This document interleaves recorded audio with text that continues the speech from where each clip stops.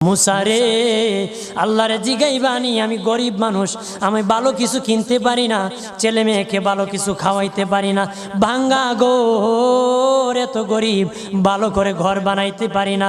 আল্লাহরে জিগাইবানি কি করলে আমার উন্নতি হবে, ধনী হব, টাকা পয়সা হবে। আল্লাহরে জিগাইবানি। আল্লাহ মুসা নবী কই ঠিক আছে, আল্লাহরে জিগাইব তুমি কেমনে ধনী হইবা। আল্লাহ নবী মুসা নবী তিন রাস্তার মোড়ে যা দেখে একটা লোক বসে আছে, তার দুই হাত নাই, দুই পা নাই, দুই হাত নাই, দুই পা নাই।